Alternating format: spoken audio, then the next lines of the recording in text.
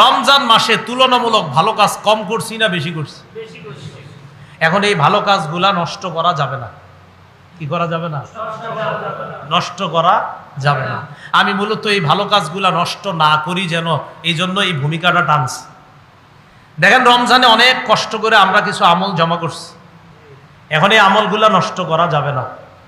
আপনাদের এলাকার কোনো মহিলা সুতা পাকাইছে, সুতা এভাবে সুতা পাকানোর পর সারাদিন সুতাটা পাকাইছে আপনার, মানে একটা সুতা খুব ভালোভাবে সে দিন ব্যাপী এটারে পাকাইছে, আস্তে আস্তে আস্তে আস্তে মোটা করছে, বিকালবেলা আবার সব খুলে ফেলছে। লাভ হইল কি কষ্টের? তাহলে আপনারাই বলতেছেন একটা মহিলা কষ্ট করে সুতা পাকানোর পর আবার টুকরা টুকরা করলে এই কষ্টের কোনো মূল্য রইল না। আমল কষ্ট করে করার পর আমলগুলা যদি নষ্ট করে দেই তো কষ্ট করে আমল কেন করলাম? হ্যাঁ, আর যে মহিলার কথা বললাম আপনারা মনে করতেছেন আমি নিজের থেকে বলতেছি না, ওই মহিলার কথা কোরআনেও বলছে আল্লাহ।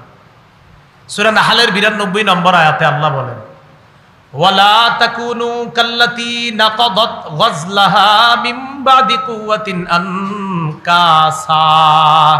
তোমরা ওই নারীর মতো হয়ো না যেই নারী শক্তভাবে সুতা পাকানোর পর আবার টুকরা টুকরা করে ফেলে, ওই নারীর মতো তোমরা হয়ো না। এই যে তোমরা ওই নারীর মতো হয়েও না যেই নারী শক্তভাবে সুতা পাকানোর পর আবার টুকরা টুকরা করে ফেলে, ওই নারীর মতো হয়েও না। মানে আমল কষ্ট করে করলা, করার পর আমলগুলা নষ্ট করে দিলা। নারী শক্তভাবে সুতা পাকানোর পর নষ্ট করলে কষ্টের যেমন কোনো মূল্য নাই, আমল কষ্ট করে জমা করার পর যদি নষ্ট করে দাও তো ওই নারীর কষ্টের মূল্য যেমন থাকলো না, তোমাদেরও এই আমল কষ্ট করে করার এই মূল্যটা আর থাকবে না। তাহলে আমলগুলা করছি কষ্ট করে, ধরে রাখবো ইনশাআল্লাহ। বলেন সূরা হুদের 18 থেকে 24 নম্বর আয়াতে মোটামুটি লম্বা আলোচনা করছে। প্রথমে আল্লাহ ব্যর্থ মানুষদের সম্পর্কে আলোচনা করতে গিয়ে বলেন, ওয়ামান আযলামু মিম্মান ইফতারা আলাল্লাহি কাযিবা। ওই ব্যক্তির চেয়ে বড় জালেম আর কে হতে পারে যে আল্লাহর ব্যাপারে মিথ্যা কথা বলে? উলাইকা ইউরাদুনা আলা রাব্বিহিম, তাদেরকে তাদের রবের সামনে উপস্থিত করা হবে। ওয়া ইয়াকুলুল আশহাদু হাউলাইল্লাযীনা কাযাবু আলা রাব্বিহিম। কিয়ামতের ময়দানে সাক্ষীগণ সাক্ষী দিবে, এরা তাদের রবের ব্যাপারে মিথ্যা বলেছে, মিথ্যা অপবাদ দিয়েছে। আল্লাহ বলেন, আলা লানাতুল্লাহি আলাজ জালিমিন। সাবধান, জালেমদের উপর আল্লাহর লানত, জালেমদের উপর আল্লাহর অভিশাপ। আল্লাহর ব্যাপারে যারা মিথ্যা কথা বলে এরা মিথ্যাবাদী, এরা জালেম। আল্লাহ বলেন সাবধান, জালেমদের উপর আল্লাহর অভিশাপ, জালেমদের উপর আল্লাহর লানত। এখানে একটা কথা খুব মন দিয়ে শুনবেন। এলাকার সাধারণ যারা আছেন এখানে, আপনারা ভুলে অনেক সময় একটা কথা বলে ফেলেন, এটা কি আল্লাহ কোরআনে বলছে? এরকম বলে কথার কথা, আল্লাহ কি এটা বলছে? মানে আপনি জানেন না দেখে বলে ফেলছেন এটা কি আল্লাহ বলছে? তো এই জাতীয় কথা বলবেন না। অনেক সময় ওলামায়ে কেরাম বয়ান দিলে বলবেন কি, আচ্ছা এরকম কথা কি কোরআনে আছে? আপনি কি পড়ছেন পুরাটা? হ্যাঁ, বা কোনো আলেম মনে করেন আপনাদের মসজিদে, এলাকার মসজিদে বয়ান করছে, তো আমি তো বছরে একবার আসছি, কিন্তু জুমা যিনি পড়ায় প্রতি সপ্তাহে, তো উনি তো প্রতি সপ্তাহে এক এক বয়ান করতেছে। তো একদিন আপনার জুমার বয়ানটা এক জায়গা পছন্দ হয় না, আপনার পছন্দ হয় না, তো না পছন্দ হওয়ার পরে আপনি বের হয়ে বললেন কি, আচ্ছা এটা কি কোরআনে আছে? এটা বলে ফেললেন। এরকম কথা তো আমি আমার জীবনে 50 বছরও শুনি নেই, এরকম বললেন। তা আপনি তো কোরআন পুরাটা পড়েন নাই। যিনি বলছে উনি কোরআনের আয়াত দিয়ে যদি দলিল দিয়ে থাকে, এর মানে কথাটা কোরআনে আছে। তো সাবধান, এরকম কথা না বলা যে এটা কি কোরআনে আছে, এরকম কথা না বলা। এই জাতীয় কথা তো কোরআনে নাই, এই জাতীয় কথা তো কোরআনে নাই, বা এই জাতীয় কথা কি কোরআনে আছে? আরে আছে না নাই এই সমাধান দিবে কোরআনের আলেম। কে সমাধান দিবে? যিনি কোরআন বিষয়ে অভিজ্ঞ। এই জন্য উলামায়ে কেরামের কথা কখনো যদি সাধারণ যারা আছেন আপনার যদি মাথায় না ঢুকে, না বুঝেন, এটা বলে ফেলেন না। আচ্ছা এই কথা কি আল্লাহ বলছে? এটা না বইলা অন্য আরো 10 জন আলেমকে গিয়ে জিজ্ঞাসা করেন, আমগো হুজুরে এরকম একটা কথা বলছে, এটা কি আসলে হুজুর কোরআনের কথা? যেহেতু আপনার ভিতরে খটকা লাগছে, তো আরো 10 জন আলেমকে জিজ্ঞাসা করেন। কথাটা মনে থাকবে না ইনশাআল্লাহ? তাহলে এই জাতীয় কথা আমরা মুখে না আনা। আল্লাহ আমাদেরকে বুঝার তৌফিক দান করেন। তো আল্লাহ বলেন তার চেয়ে বড় জালেমকে, যে আল্লাহর ব্যাপারে মিথ্যা কথা বলে। এদেরকে কিয়ামতের ময়দানে আল্লাহর সামনে দাঁড় করানো হবে। সাক্ষীগণ সাক্ষী দিয়ে বলবে এরা তাদের রবের বিরুদ্ধে মিথ্যা কথা বলছে, এরা রবের ব্যাপারে মিথ্যা অপবাদ দিয়েছে। তো আল্লাহ বলেন আলা লানাতুল্লাহি আলাজ জালিমিন, যারা জালেম তাদের উপর আল্লাহর অভিশাপ, আল্লাহ লানত। আল্লাযীনা ইয়াসুদ্দুনা আন সাবিলিল্লাহি ওয়া ইয়াবগুনাহা ইওয়াজা, যারা মানুষকে আল্লাহর রাস্তা থেকে বাধা দেয়, যারা মানুষকে আল্লাহর রাস্তা থেকে বাধা দেয়, ওয়া ইয়াবগুনাহা ইওয়াজা, যারা আল্লাহর সোজা রাস্তায় বক্রতা তালাশ করে, আল্লাহর সোজা রাস্তায় তালাশ করে বক্রতা। সোজা রাস্তা আল্লাহ বলে দিয়েছে, এটাতে সে বক্রতা তালাশ করে, এটাতে সে আঁকা বাঁকা তালাশ করে। না না, আল্লাহ সোজা রাস্তা বলে দিয়েছে, এটার মধ্যে তারা তালাশ করে বক্রতা। তো আল্লাহ বলে আসলে এরা কারা জানো?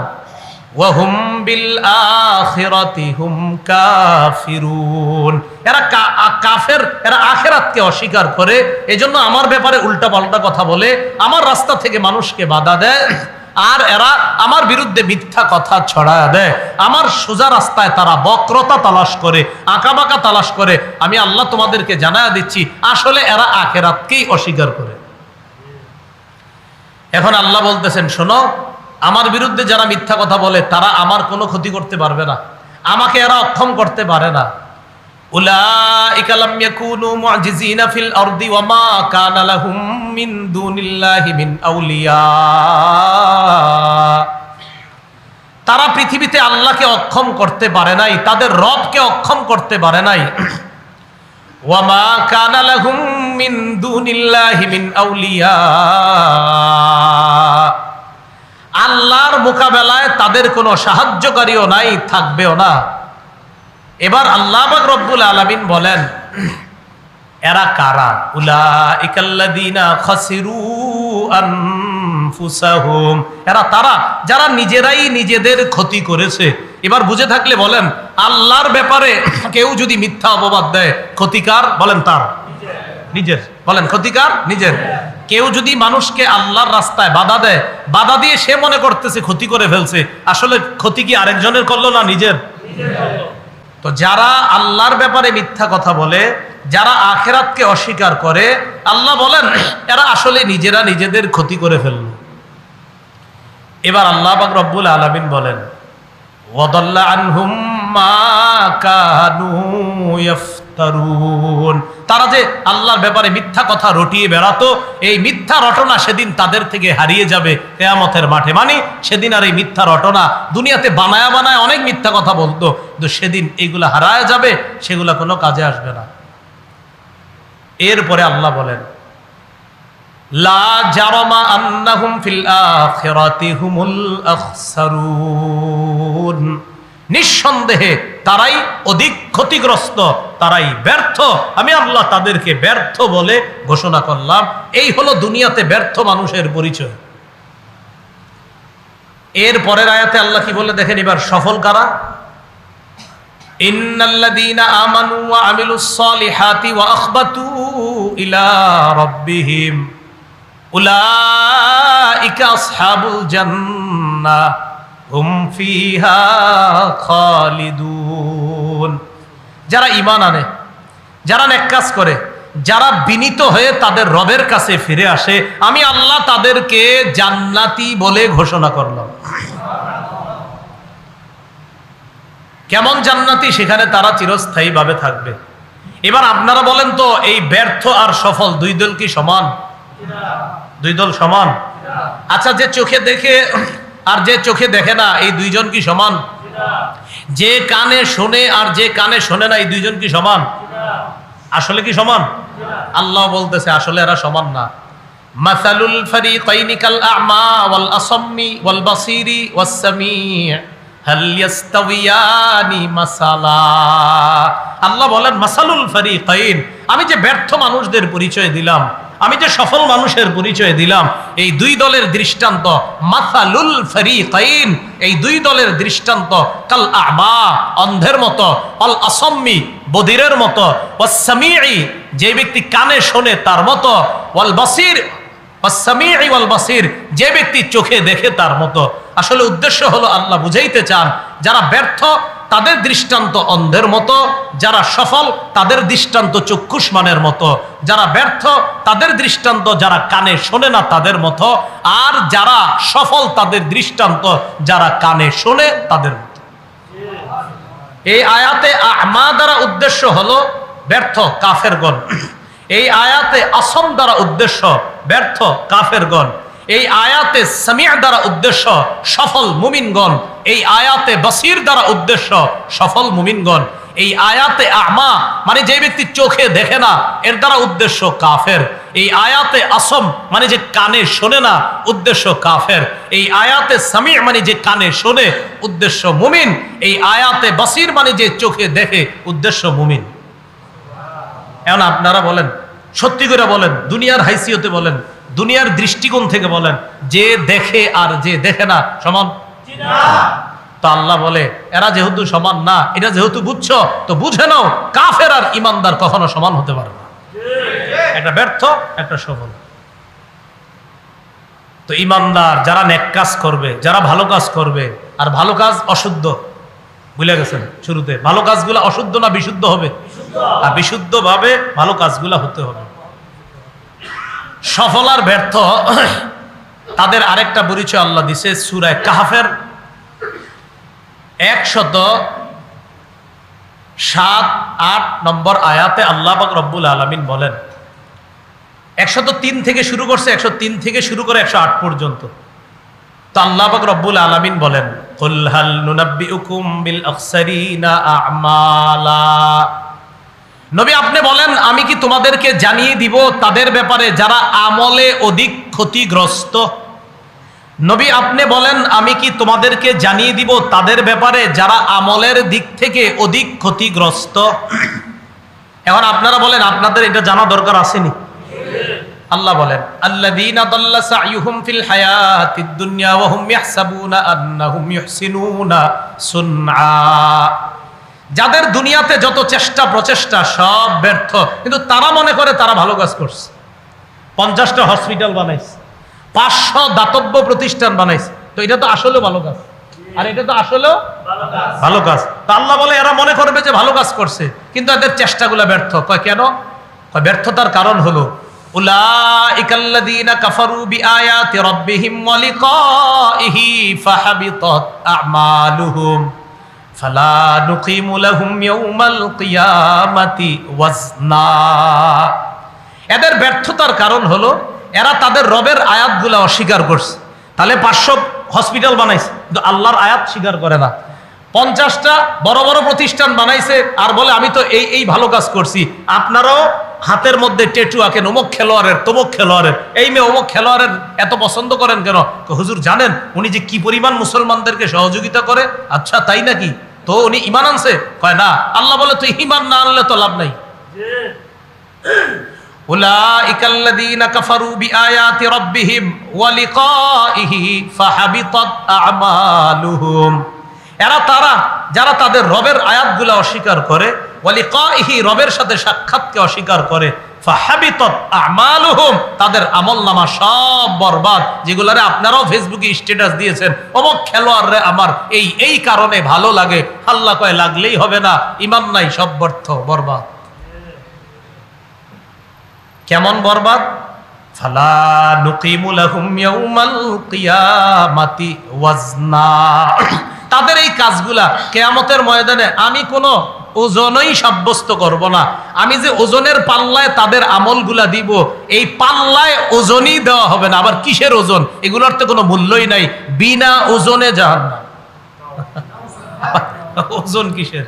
এগুলা ওজন সাব্যস্ত করবো কেন? কারণ এগুলো তো দেখাই যাবে না, হাবাম মানসুরা হয়ে যাবে, অদেখা বিক্ষিপ্ত ধূলিকণার মতো হয়ে যাবে। এটা ওজন দেওয়ার দরকার হবে না, এটার কোনো ওজনই সাব্যস্ত হবে না। ওজন হইতে গেলে তো একটু ওয়েট লাগে, এটার ওয়েটে হবে না। তো আল্লাহ পাক রব্বুল আলামিন বলেন, ফালা নুকিমু লাহুম, আমি সাব্যস্ত করব না, আমি দাঁড় করাবো না তাদের জন্য, ওয়াজনা কোনো ওজনই সাব্যস্ত করব না তাদের এই আমলের জন্য, কোনো ওজন নির্ধারণ করব না। যালিকা জাযাউহুম জাহান্নামু বিমা কাফারু ওয়াত্তাখাযু আয়াতি ওয়া রুসুলি হুজুয়া। এই কারণে তাদের ঠিকানা জাহান্নাম, কারণ তারা কুফরি করেছে।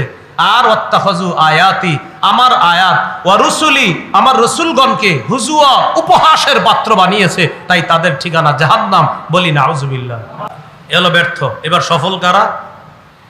ইন্নাল্লাযীনা আমানু ওয়া আমিলুস সালিহাতি কানাত লাহুম জান্নাতুল ফিরদাউসি নুজুলা। যারা ঈমান এনেছে, নেক কাজ করেছে, কানাত লাহুম জান্নাতুল ফিরদাউসি নুজুলা, তাদের জন্য মেহমানখানা হিসাবে জান্নাতুল ফিরদাউস ঘোষণা করলাম। জান্নাতুল ফিরদাউস মেহমানখানা। কি খানা? এটা একটু বুঝেন, মেহমানখানা। আচ্ছা, মেহমানখানা কি চিরদিনের জন্য? দুনিয়াতে কোনো মেহমানখানা কি অনেক দিন না সাময়িক? এটা মেহমানখানা। বাইরে কি মেহমানখানা? তো মেহমান কি এক বছর থাকবে? এদিক দিয়ে মুসা, আপনাদের এলাকার একটা কথার কথা যে আমরা হুজুর এলাকাবাসী একটা মেহমানখানা বানাইছি। কিসের? হুজুর মুসাফিররা এদিক দিয়ে যায়, একটু বসবে, একটু বিশ্রাম করবে, তার একটু বাতাস দরকার, আমরা একটু পানির ব্যবস্থা করছি, একটু ঠান্ডা পানি তারে খাওয়াবো, বাস উনি এরকম মেহমান। সৌদি আরব হজে গেলে যদি হেঁটে হেঁটে আপনি 3 দিন হজের কাজগুলা করেন, তাহলে বুঝবেন তাদের মেহমানদারি। তো এই মেহমানদারি এটা কি চিরস্থায়ী? কিন্তু আল্লাহ বললেন জান্নাতুল ফেরদাউস মেহমানখানা। কি খানা? হ্যাঁ, আল্লাহর মেহমানদারি চিরস্থায়ী। সুবহানাল্লাহ। আল্লাহর মেহমানদারি চিরস্থায়ী, আমগো দুনিয়াবাসীর মেহমানদারি সাময়িক। আল্লাহর মেহমানদারি চিরস্থায়ী। এই মেহমানদারি শেষ হবে না, চিরকাল থাকবা, আর আমার মেহমানদারি গ্রহণ করতেই থাকবা। খালিদিনা ফিহা, আল্লাহ বলেন সেখানে তারা চিরদিন থাকবে।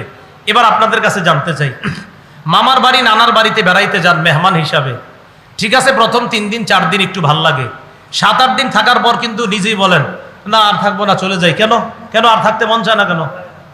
মানে এটাই নিয়ম। আসলে নিজের যে বাবার বাড়ি, এটা আলাদা একটা বিষয়। কারণ আপনি যেখানেই যাবেন সর্বোচ্চ 2 দিন 3 দিন 4 দিন, এরপরে বলবেন এ ভাই হয়েছে, অনেক হয়েছে, চল এবার। আল্লাহ বলেন আমার মেহমানখানা এমন, লা ইয়াবগুনা আনহা হিওয়ালা, এখান থেকে মেহমানরা, জান্নাতের মেহমানরা কখনো স্থানান্তর হওয়ার কামনাই করবে না।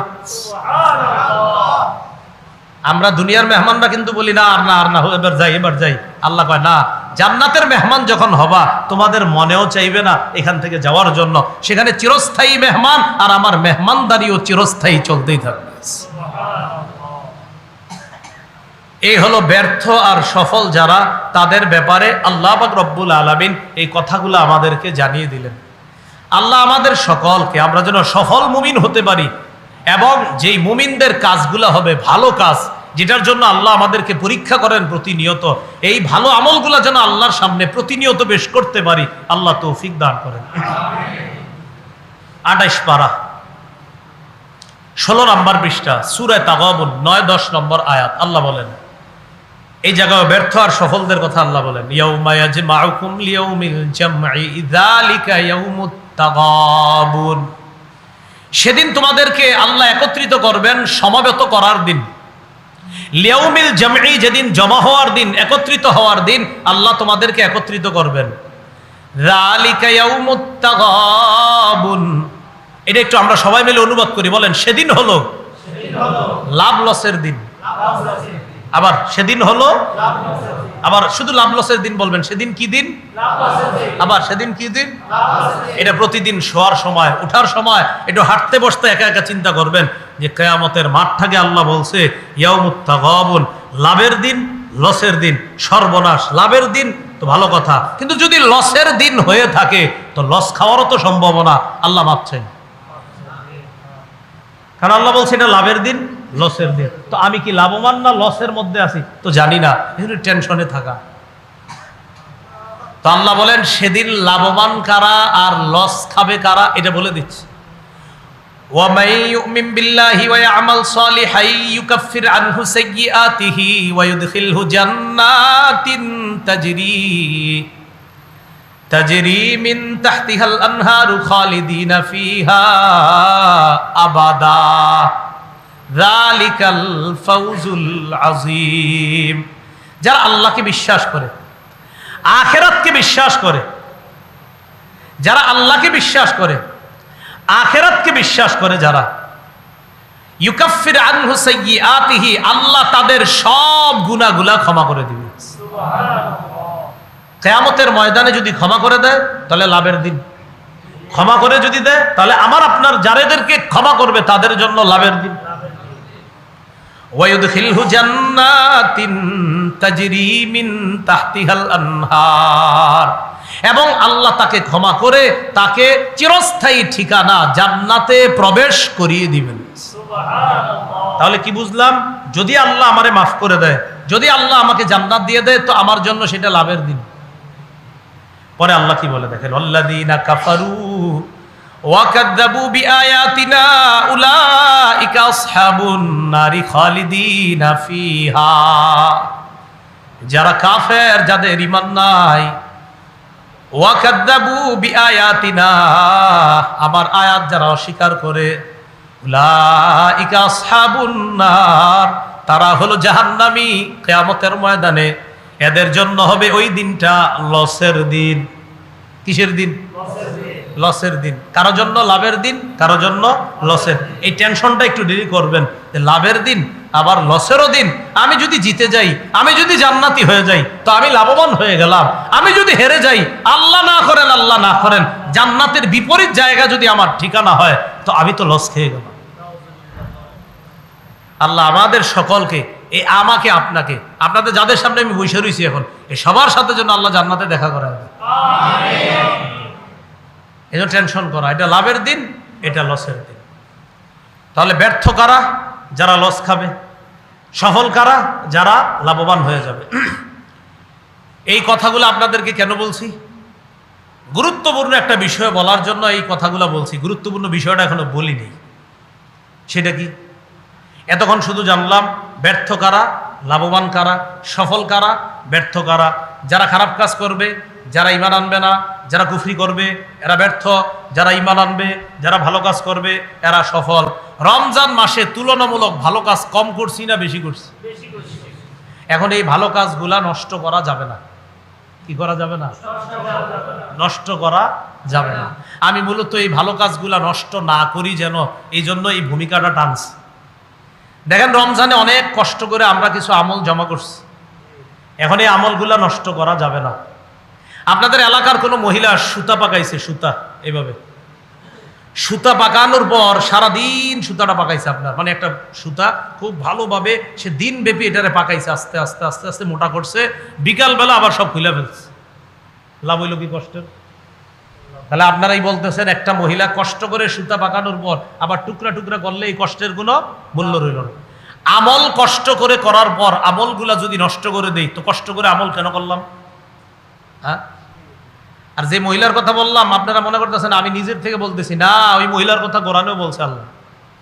সূরা নাহলের 92 নম্বর আয়াতে আল্লাহ বলেন, ওয়ালা তাকুনু কাল্লাতী নাকাদাত গাজলাহা মিন বাদি কুওয়াতিন আনকাসা।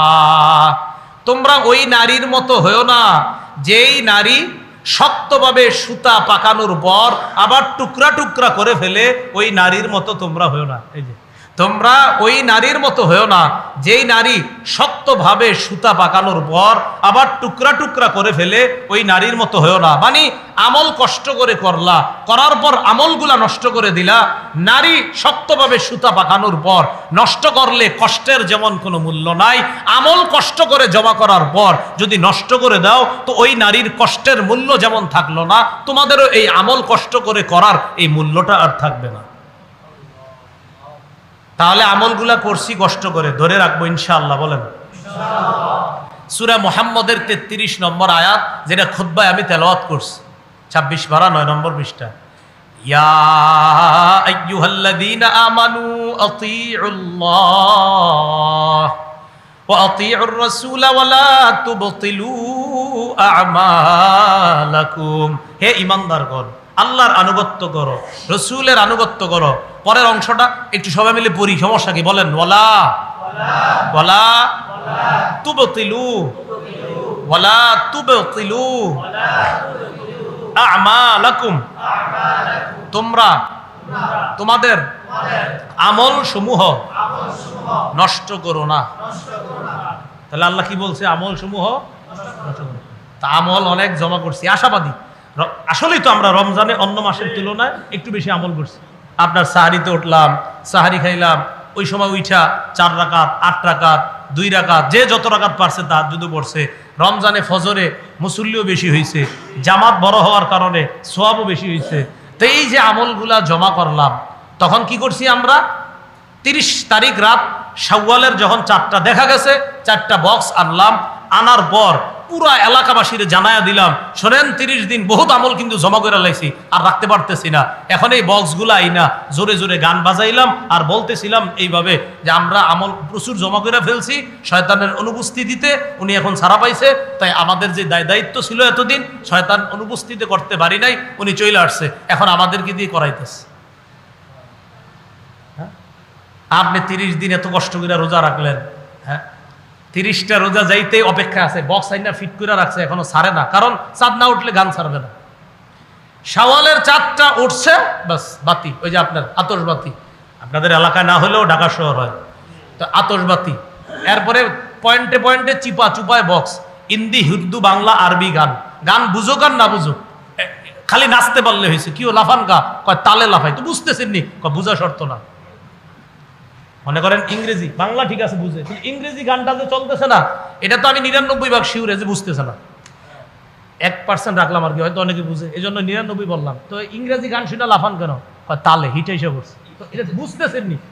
না বুঝি না, বোঝা দরকার নেই, হিটার্স লাফাইতেছে। আচ্ছা বুঝলাম ইংরেজিটা 2-1 বুঝে, আরবিটা কে বুঝে? এখন তো আরবি গান টানের তালে তালে, আরবি গানও আছে মিউজিক দিয়া, এটাও নাচ। তো এই যে আপনার লাফায় লাফায় লাফায় কি করে বুঝায়, আমি এত আমল কই রাখি হুজুর বলেন, এই জন্য আজকে এগুলা শেষ করতে চেষ্টা করতেছি। আল্লাহ বলছে লা তুবতিলু আমালাকুম, তোমাদের আমলগুলা তোমরা নষ্ট করো না। রমজানের আধ্যাত্মিকতা যেটা অর্জন করছেন এটা ধরে রাখার চেষ্টা করেন, আল্লাহ তৌফিক দান করেন। রমজানে দেখ আমাদের মা বোনরা অনেকে মাথায় কাপড় দিয়ে রাখে, রমজান মানে তার ভিতরেও পবিত্রতা কাজ করে। রমজানের মাথায় কাপড়, ঠিক এটাকে শ্রদ্ধা করি, উনি যে পবিত্রতা বুঝতেছে। কিন্তু আবার রমজান শেষ, কাপড়টা পরে গেল, তো হলো না।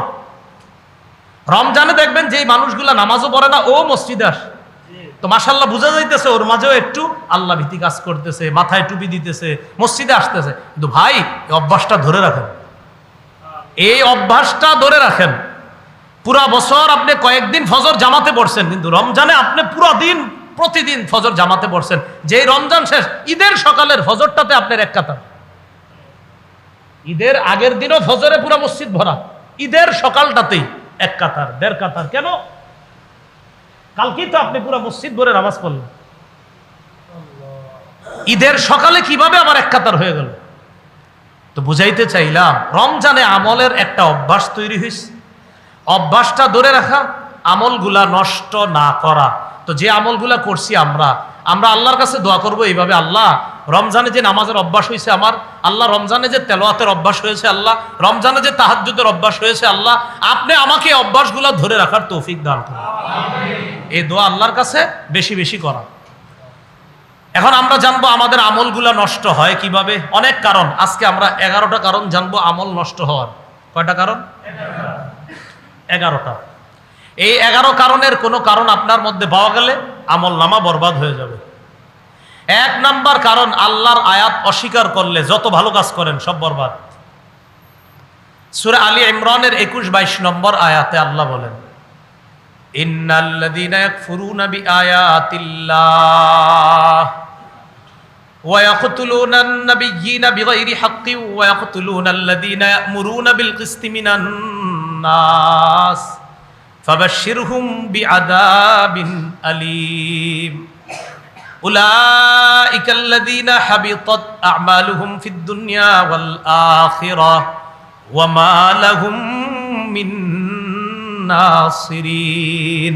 যারা আল্লাহর আয়াতকে অস্বীকার করে, যারা নবীদেরকে অন্যায়ভাবে হত্যা করে, যারা তাদেরকে হত্যা করে, যারা মানুষকে ইনসাফের কথা বলে, যারা মানুষকে ইনসাফের কথা বলে, ন্যায়ের হুকুম করে, তাদেরকে যারা হত্যা করে, নবী আপনি তাদেরকে যন্ত্রণাদায়ক শাস্তির সুসংবাদ জানায়া দেন। নাউজুবিল্লাহ। এরা কারা? উলাইকাল্লাযীনা হাবিতাত আ'মালুহুম ফিদ দুনিয়া ওয়াল আখিরাহ। এরা তারা যাদের দুনিয়া আখেরাতে আমলনামা সব বরবাদ, সব নষ্ট হয়ে যাবে। ওয়া মা লাহুম মিন নাসিরিন, আখেরাতে তাদের কোনো সাহায্যকারী থাকবে না, তাদেরকে সুপারিশ করার মতো কেউ থাকবে না, তাদের ঠিকানা হবে জাহান্নাম। নাউজুবিল্লাহ। আল্লাহর আয়াতকে অস্বীকার করা যাবে না। আমলনামা নষ্ট হওয়ার দ্বিতীয় কারণ পরকাল স্বীকার করা। কি কাল? ও এখন আবার মুসলমানদের মধ্যে একটা গ্রুপ আছে, তারা ব্যাখ্যা সাপেক্ষে পরকাল স্বীকার করে। কি সাপেক্ষে? ব্যাখ্যা সাপেক্ষে পরকাল স্বীকার করে। ব্যাখ্যা কেমন? কবরের আযাব স্বীকার করে না, কবরের আযাব স্বীকার করে না।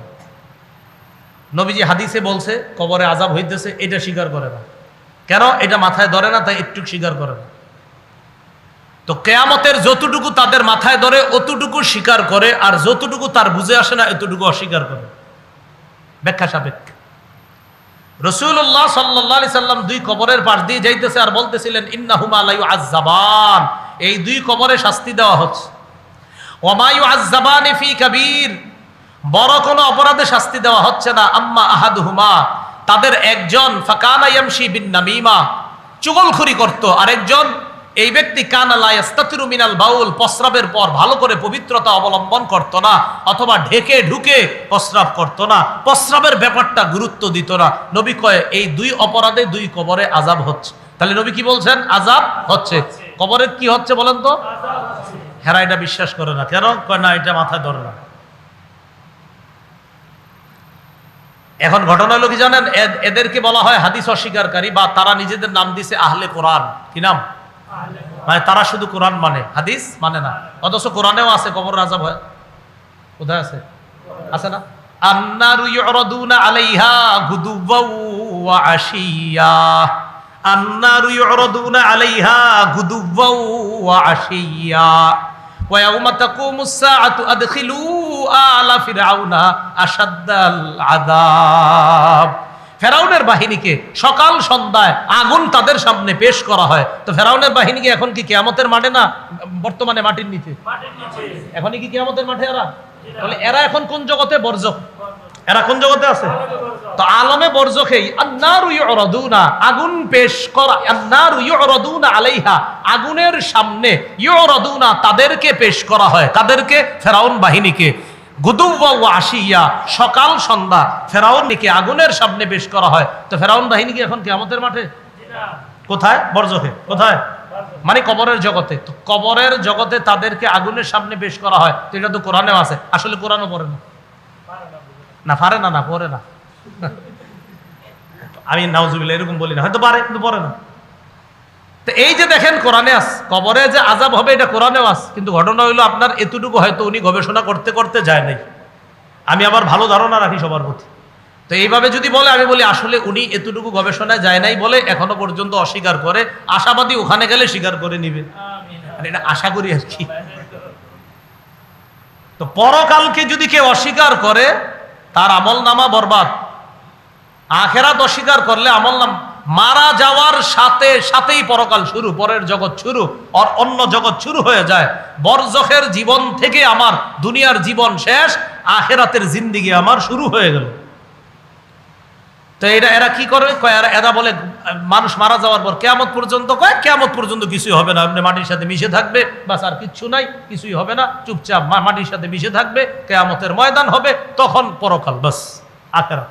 এই কিন্তু আমাদের আকীদা, আমাদের বিশ্বাস, কবরে ভালো মানুষ যারা তাদের সুখ শান্তি আছে, কবরের জগতে খারাপ মানুষ যারা তাদের অশান্তি আছে।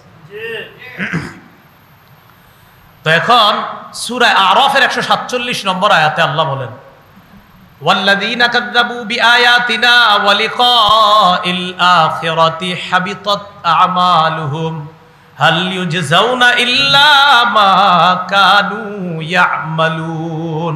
যারা আমার আয়াতগুলো অস্বীকার করে, যারা আখিরাতের সাক্ষাৎকে অস্বীকার করে, যারা আমার আয়াত অস্বীকার করে, যারা আখিরাতের সাক্ষাৎকে অস্বীকার করে, হাবিতাত আমালুহুম, তারা যত ভালো কাজ করবে সব নষ্ট হয়ে যাবে, সব বরবাদ হয়ে যাবে। তা তো ঈমানই ঠিক নেই। আল্লাহ আমাদেরকে হেফাজত করেন। আমলনামা বরবাদের 3 নাম্বার কারণ, বলেন আমার সাথে একটু বাংলাটা, প্রদর্শন প্রিয়তা। এটা মানে কি? প্রদর্শনের উদ্দেশ্যে কিছু করা, ভালো কাজ করা, এটা ছোট হোক বড় হোক, প্রদর্শনের উদ্দেশ্যে ভালো কাজ করা। যেমন আমি ওয়াজ করি, নিয়ত হলো আমারে যেন সবাই বলে হ্যার মতো এরকম আলোচক পুরা পৃথিবীতে নাই, এটা হলো নিয়ত। এরকম নিয়ত থাকলে আপনার আমার ওয়াজে খালি আপনারা আর কি সুবহানাল্লাহ আলহামদুলিল্লাহ কিছুক্ষণ পরপর কইবেন, আর আমার অবস্থা মরণের সাথে সাথেই শুরু হবে। বাদাম কারে কয়, মানে মায়ের কারে কয়, যদি নিয়ত থাকে এটা। ইদানিং কালে আপনারা কম বয়সী অনেক আলোচক, আমার বয়সও কম, আমরা অনেক মাহফিলে গেলে কি করে নামার পরপর দেখি কি অনেকে রিসিভ করে নামার পরপর। তো যখন নাকি নামার পরপর রিসিভ করে, রিসিভ করার পর সামনে হাঁটার সময় আবার দেখি কিরে মানুষগুলো কোথায় গেল, নাই কেন, তাকায় দেখি সবাই এখন পিছনে। তো যখন দেখি আমার পিছনে 50 জন 500 জন, তখন আমার একটা ভাবসা বাইসা যায়।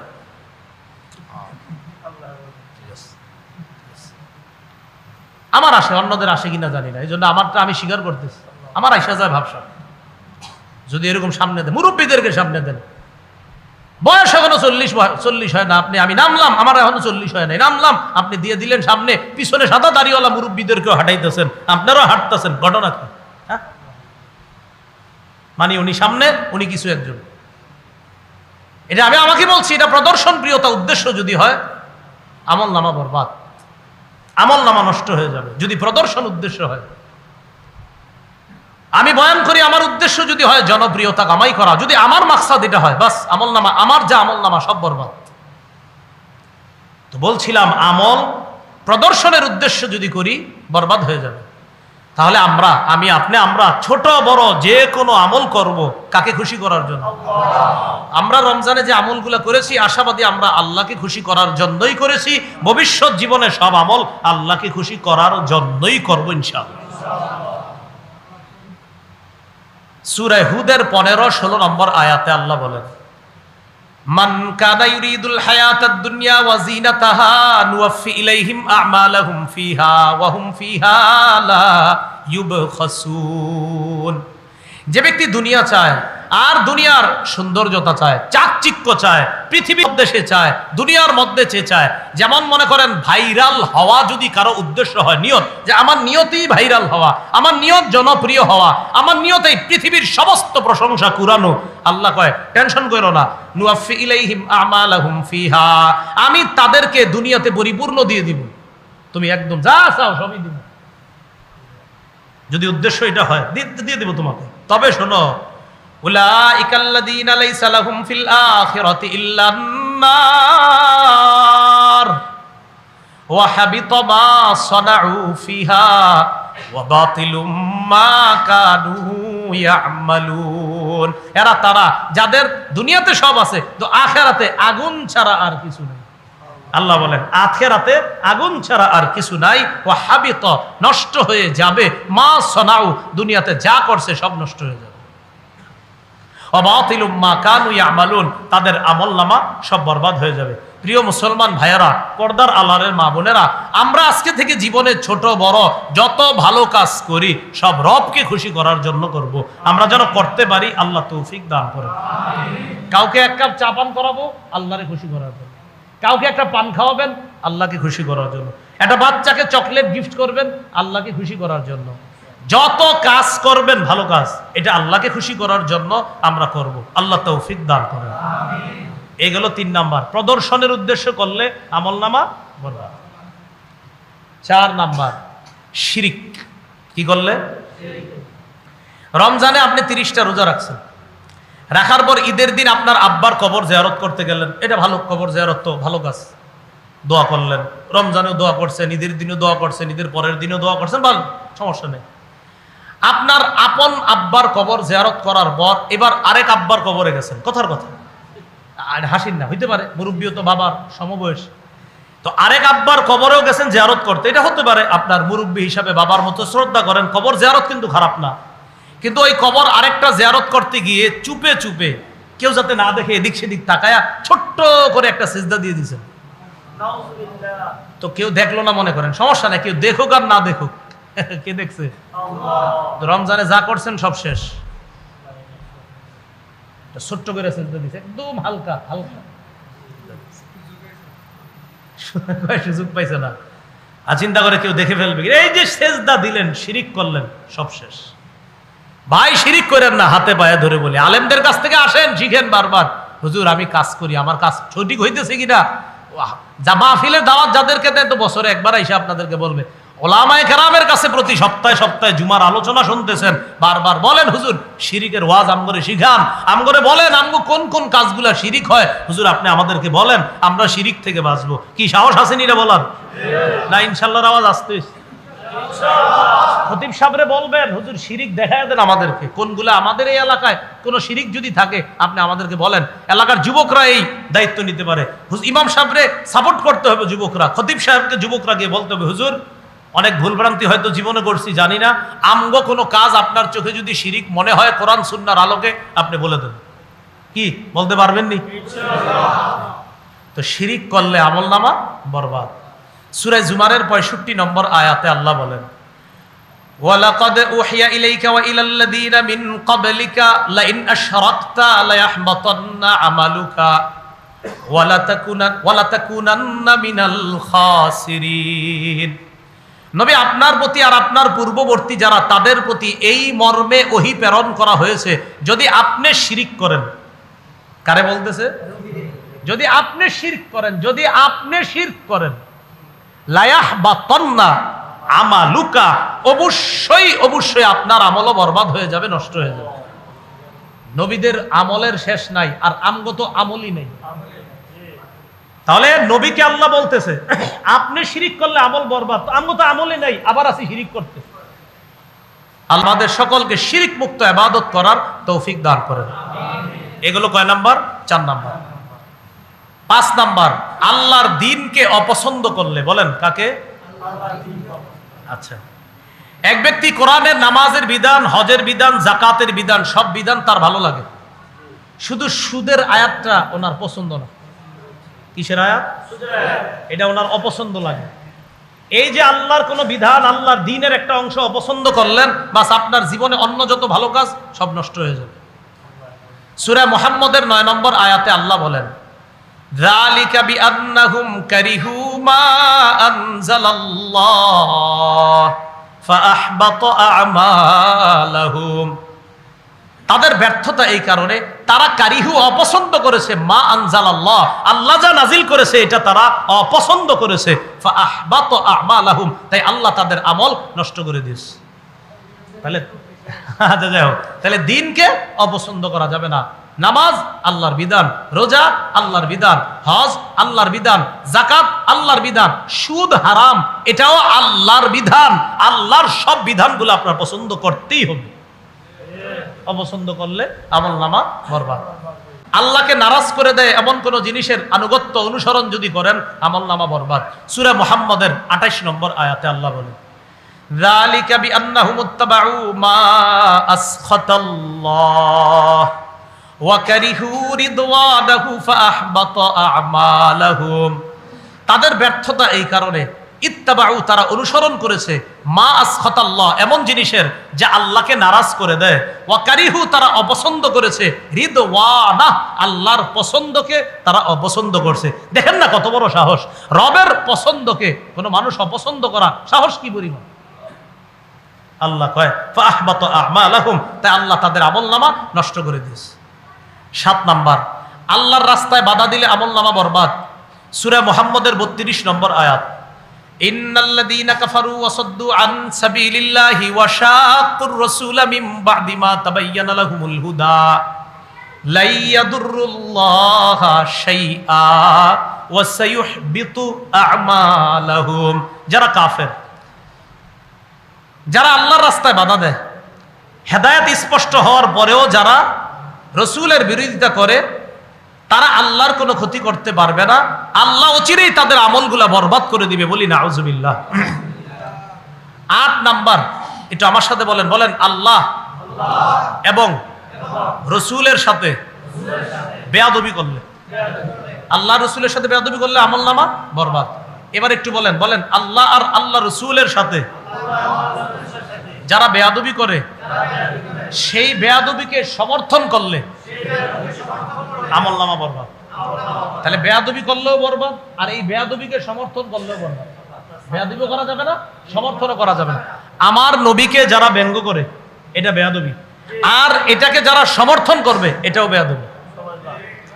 সূরা হুজুরাতের 2 নম্বর আয়াতে আল্লাহ বলেন, ইয়া আইয়ুহাল্লাযীনা আমানু লা তারফাউ আসওয়াতাকুম ফাওকা সাওতিন নাবিয়্যি ওয়া লা তাজহারু লাহু বিল কওল কাজাহরি বা'দিকুম লিবা'দিন আন তাহবাতা আ'মালুকুম ওয়া আনতুম লা তাশউরুন। হে ঈমানদারগণ, নবীর আওয়াজের উপর তোমাদের আওয়াজ উঁচু করবা না। তোমরা একজন আরেকজনের সাথে যেইভাবে জোরে কথা বলো, নবীর সামনে এইভাবে জোরে উঁচু আওয়াজে কথা বলবা না, এতে তোমাদের আমল নামা বরবাদ হয়ে যাবে, তোমরা জানবাও না। এই যুগে তো নবীজি নাই, তো আমরা নবীর কোন সুন্নাহের সাথে যদি বেয়াদবি করি, নবীর সাথে যদি আমরা বেয়াদবি করি, আমাদের আমল নামা বরবাদ হয়ে যাবে। আল্লাহ হেফাজত করেন। 9 নাম্বার, সদকা করে খোটা দিলে বরবাদ। বলেন কি করে? খোটা দিলে বরবাদ হয়ে যাবে সৎকার সওয়াব। কিরে তোরে না গত মাসে 2000 টাকা দিলাম, ভুলে গেছিস? শেষ, 2000 টাকা সৎকা করছে, তো আবার খোটাও দিস। বা আপনারা অনেক সময় বিভিন্ন মাদ্রাসায় দান করেন, দান কইরা যদি ওই মাদ্রাসার ওযুখানা বন্ধ পান কোনো কারণে, মাদ্রাসার ওযুখানা বা প্রস্রাবখানা বন্ধ, তখন আপনি খোলা পান নাই, তখন কিরে এই মাদ্রাসায় গত মাসেও না 4 বস্তা চাউল পাঠাইলাম, হ্যাঁ কোনো কারণে বন্ধ ছিল আর কি, গেট তো বন্ধ তো থাকতেই পারে, কিন্তু আপনি সাথে সাথে বললেন চাউলের বস্তাটা না গত সপ্তাহে পাঠাইলাম, আমল নামা বরবাদ হয়ে যাবে। আল্লাহ আমাদেরকে হেফাজত করেন। সূরা বাকারার 264 নম্বর আয়াত আল্লাহ বলেন, ইয়া আইয়ুহাল্লাযীনা আমানু লা তুবতিলু সাদাকাতিকুম বিল মান্নি ওয়াল আযা। হে ঈমানদারগণ, তোমরা তোমাদের সদকাগুলোকে খোটা দিয়ে আর কষ্ট দিয়ে নষ্ট করে দিও না। 10 নাম্বার আমল নামা বরবাদির কারণ, বলেন আমার সাথে, আল্লাহর ব্যাপারে অমূলক কথা বলা।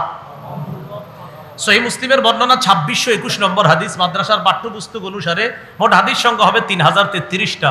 এই হাদিসের বর্ণনাকারী জুনদুব রাদিয়াল্লাহু তাআলা আনহু বলেন, আন্না রাসূলুল্লাহ সাল্লাল্লাহু আলাইহি সাল্লাম হাদাসা আন্না রাজুলান ক্বালা ওয়াল্লাহি লা ইয়াগফিরুল্লাহু লিফুলান ওয়া ইন্নাল্লাহা ক্বালা মান যাল্লাযী ইয়াতাআল্লা আলাইয়া আন লা আগফিরা লিফুলানিন ওয়া ইন্নী ক্বাদ গফারতু লিফুলান ওয়া আহবাততু আমালাকা। আল্লাহ বলেন যে এক ব্যক্তি বলছে যে অমুককে আল্লাহ মাফ করবে না। এক ব্যক্তি বলছে, মানে নাউজুবিল্লাহ, এক ব্যক্তি আরেক ব্যক্তির ব্যাপারে বলছে আল্লাহর কসম আল্লাহ অমুককে মাফ করবে না, এরকম বলছে। আল্লাহ কয় ওর সাহস হলো কিভাবে এই কথা বলার যে আমি অমুককে মাফ করব না? আল্লাহ বলে ওর সাহস হলো কিভাবে এই কথা বলার যে আমি নাকি অমুককে মাফ করব না? যা, ইন্নী কদ গফারতু লিফুলান, আমি অমুককে মাফ করে দিলাম, ও আহবাততু আমালাক, আর তোমার আমল নষ্ট করে দিলাম। তাহলে আল্লাহর ব্যাপারে অমূলক কথা বলা যাবে না। 11 নাম্বার, বলেন গোপনে, গোপনে, আবার গোপনে বড় বড় পাপে জড়িয়ে তওবা না করলে আমল নামা বরবাদ হয়ে যেতে পারে। গোপনে খালি পাপ করে কিন্তু তওবা করে না। এই জায়গায় একটা কথা হলো, গোপনে যারা পাপ করেন কাউরে কইেন না, চুপি চুপি মাপ চেয়ে নেন। দ্বিতীয় কথা, তওবা করতেছেন না, আজকে তওবা করে নেন। ইবনে মাজাহ 4245 নম্বর হাদিসে আসছে, রাসূল সাল্লাল্লাহু আলাইহি সাল্লাম বলেন, লা আলামান্না আকওয়ামান মিন উম্মতি। নবীজি বলেন, আমি আমার উম্মতের এমন এক দলকে চিনি, ইয়াতুনা ইয়াউমাল কিয়ামাতি বিহাসানাতিন আমসালি জিবালি তিহামাতা বাইদা, যারা কিয়ামতের ময়দানে তিহামা এলাকার সাদা পাহাড়ের মতো বিশাল বড় আমলের স্তূপ নিয়ে আসবে। পাহাড়ের মতো আমল, তাহলে তো এই বেটা জান্নাতি। নবীজি বলে না, ফায়াজআলুহাল্লাহু হাবাআম মানসুরা, তার আমলনামা আল্লাহ বিক্ষিপ্ত ধুলার মতো বানায় দিবে, দেখাও যাবে না। সাহাবীরা কয়, হুজুর এরা কারা? পাহাড়ের মতো আমল হয়ে যাবে তুলার মতো, ধুলির মতো। ধুলা, এই ধুলাকণা মানে যেটা দেখা যাবে না, এরকম। দেখেন আমাদের এই যে ঘরটাতে বসা, এখানেও কিন্তু ধুলা উঠতেছে, যেটা দেখি না আমরা, কিছু আছে। এটা কখন দেখবেন জানেন? একটা রোদ যদি ওই দিক দিয়ে ঢুকে, রোদ এটার ভিতরে দেখবেন টুকটুক করে ঘুরতেছে। তো কিয়ামতের ময়দানে এগুলা অদেখা বিক্ষিপ্ত ধুলিকণা বানায় দিবে। সাহাবীরা বললেন, হুজুর তাদের ব্যাপারে বলেন, তারা কারা? নবীজি কয়, তারা দেখতে তোমাদের মতো চামড়া। ইয়াখুজুনা বিল-লাইল কামা তাখুজুনা, তারা রাতে ইবাদত করবে তোমরা যেমন রাতে ইবাদত করতা, তবে ইযা খালাউ বিমাহারিমিল্লাহ ইনতাহাকুহা, এরা গোপনে কি করতো জানো? আল্লাহর হারাম যে বিষয়গুলা, এইগুলাতে তারা গোপনে বারবার জড়িয়ে পড়তো, তওবা করতো না। কিয়ামতের ময়দানে মানুষের চোখে মনে হবে এই ব্যক্তি তো এত আমল করে, সে তো পাহাড় নিয়ে যাবে। নবীজি কয় এরা তো আর তার গোপন পাপগুলা, যেগুলা ভয়ঙ্কর পাপ ছিল, তওবা করে নাই, এগুলা তো আর মানুষ জানে না। তার এই আমল আল্লাহ বিক্ষিপ্ত অদেখা ধূলিকণা বানায়া দিবে। বলি নাউজুবিল্লাহ। আমল নামা বরবাদ হওয়ার কয়টি কারণ জানলাম? 11টি। 1 নাম্বার আল্লাহর আয়াত অস্বীকার করলে, 2 নাম্বার পরকাল অস্বীকার করলে, 3 নাম্বার প্রদর্শনের উদ্দেশ্যে আমল করলে, 4 নাম্বার শিরিক করলে, 5 নাম্বার আল্লাহর দ্বীনকে অপছন্দ করলে, 6 নাম্বার আল্লাহকে নারাজ করে এমন জিনিস অনুসরণ করলে, 7 নাম্বার আল্লাহর রাস্তায় বাধা দিলে, 8 নাম্বার আল্লাহ রসুলের সাথে বেয়াদবি করলে, 9 নাম্বার সৎকা করে খোটা দিলে, 10 নাম্বার আল্লাহর ব্যাপারে অমূলক কথা বললে, 11 নাম্বার গোপন পাপে বারবার জড়িয়ে যদি তওবা না করি তো আমলগুলা নষ্ট হয়ে যাবে। সুবহানাল্লাহি ওয়া বিহামদিহি, সুবহানাকাল্লাহুম্মা ওয়া বিহামদিকা আশহাদু আল্লা ইলাহা ইল্লা আনতা আস্তাগফিরুকা ওয়া আতুবু ইলাইক। আল্লাহ আমাদের সকলকে আজকে যে কথাগুলো শুনলাম বললাম আমরা যেন আমল করতে পারি, আল্লাহ তৌফিক দান করেন।